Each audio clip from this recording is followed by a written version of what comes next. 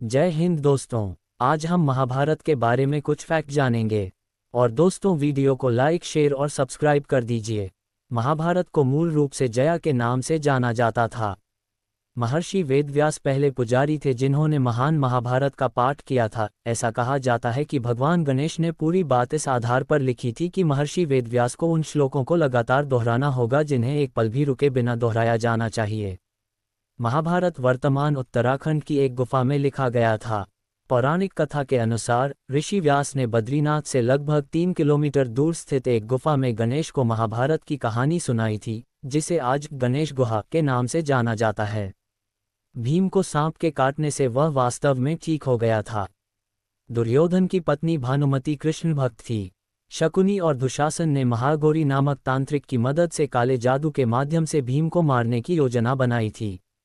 हालांकि भीम को पता चल गया कि क्या हो रहा है और उन्होंने समय रहते उनकी योजनाओं को विफल कर दिया।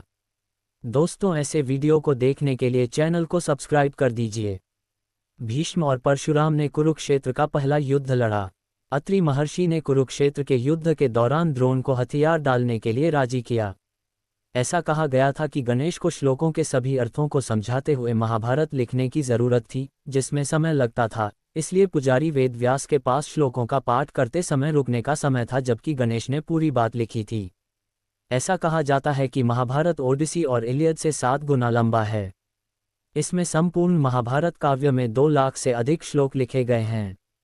हस्तिनापुर राज्य अपनी बड़ी संख्या में हाथी सेनाओं के लिए प्रसिद्ध था, इसलिए इसे हस्तिनापुर कहा जाता था। पांडव पक्ष के ज्येष्ठ युधिष्ठिर ने उल्लेख किया कि क्या कुरु भाइयों में से कोई भी युद्ध में उनका पक्ष ले सकता है, और 100 में से केवल एक भाई ने पांडवों का पक्ष लिया। कहानी में दोनों परिवारों की लड़ाई का जिक्र कुरुक्षेत्र नामक स्थान पर किया गया है, जो उत्तरी दिल्ली, हरियाणा में स्थित है। श्री कृष्ण ने युद्ध नहीं लड़ा, इसके बजाय वह दोनों पक्षों का हिस्सा थे। रानी गांधारी ने कृष्ण को श्राप दिया था क्योंकि उन्हें लगता था कि परिवारों के बीच हुए महान युद्ध के लिए कृष्ण जिम्मेदार थे। गांधारी अंधी नहीं थी और उसने अपने पति के अंधे होने के कारण अपनी आंखें बंद करने का फैसला किया। अंधी रहने के निर्णय से उन्हें किसी को भी अभेद्य बनाने के लिए अपनी दृष्टि का उपयोग करने की शक्ति प्राप्त करने में मदद मिली।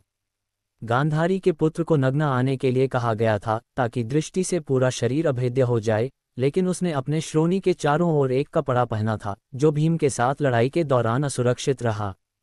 पांडवों के स्वर्ग चले जाने के बाद अभिमन्यु का पुत्र साम्राज्य का राजा बना।